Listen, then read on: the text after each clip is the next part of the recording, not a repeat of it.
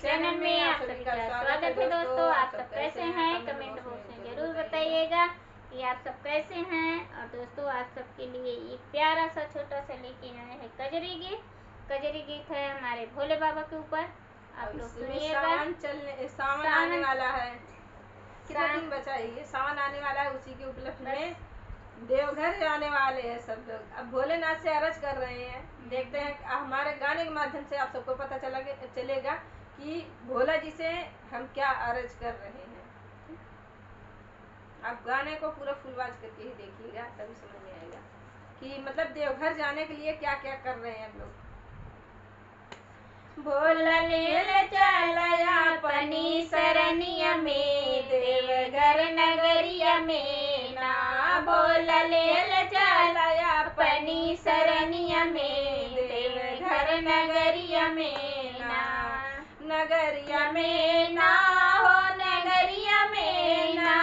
भोला ले चला अपनी सरनिया में देवघर नगरिया में ना। भोला ले चला अपनी सरनिया में देवघर नगरिया में ना। तो हर बासा चरैबे नगके दूधवा पियैबे, तो हर बासा चरैबे नगके दूधवा पियैबे। जलवा भारी भारी लैबे नगरिया में देवघर नगरिया में ना। जलवा भारी भारी लैबे नगरिया में देवघर नगरिया में ना। बोला लिहल चला अपनी सरनिया में देवघर नगरिया में ना। बोला लिहल चला अपनी सरनिया में देवघर नगरिया में ना। नगरिया में ना हो, नगरिया में ना। नगरिया में ना हो, नगरिया में ना। भोला लिहल चला अपनी सरनिया में देवघर नगरिया में ना। भोला लिहल चला अपनी सरनिया में देवघर नगरिया में ना। तो हरा ना बाहर में तोहर आसना लगैबे, तोहर आंगना बाहर तोहर आसना लगैबे। फुलवा चुनी चुनी लैबे जाइके फुलवरिया से देवघर नगरिया से ना। फुलवा चुनी लैबे जाइके फुलवरिया से देवघर नगरिया से ना। बोला लिहल चला अपनी सरनिया में देवघर नगरिया में ना। बोला लेहल चला अपनी सरनिया में देवघर नगरिया में ना। नगरिया में ना हो, नगरिया में ना।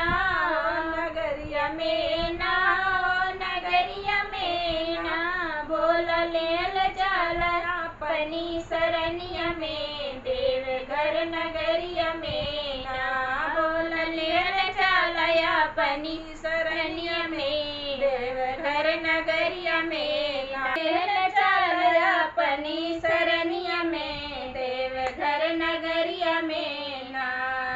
तोहर भैया तोड़ लैबे के तोहर के पियैबे, तोहर भैया तोड़ लैबे तो केसिए पीस के पियैबे। तोहर मान बहलैबे गाय बजाय के देवघर नगरिया में ना। तोहर मान बहलैबे गाय बजाय के देवघर नगरिया में ना। नगरिया में ना हो, नगरिया में ना। नगरिया में ना हो, नगरिया में ना।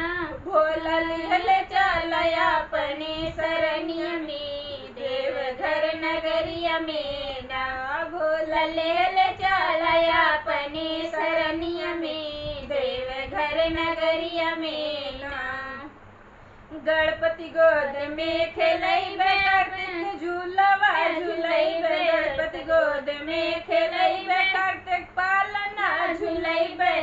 तोहर भोजना बनैबे भोर हरिया में देवघर नगरिया में ना। तोहर भोजना बनैबे भोर हरिया में देवघर नगरिया में ना, नगरिया में ना हो नगरिया में ना, हो नगरिया में ना, हो नगरिया में ना, बोला चला अपने सरनिया में, देवघर नगरिया में ना, भोला लेल चल देवघर नगरिया में, अपने सरनिया में ना।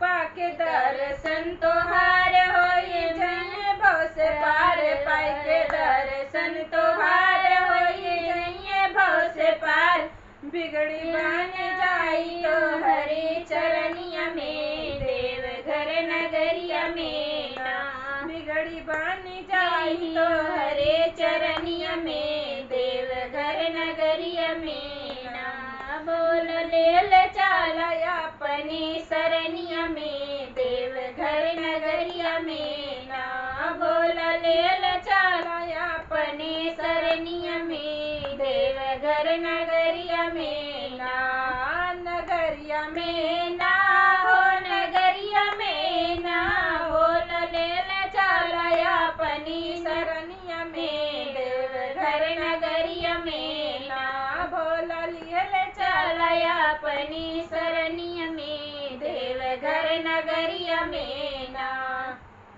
हमारा कजरी गीत आप सबको कैसा लगा कमेंट बॉक्स में जरूर बताइएगा। मिलते हैं नए गाने के साथ नेक्स्ट वीडियो में, तब तक के लिए धन्यवाद।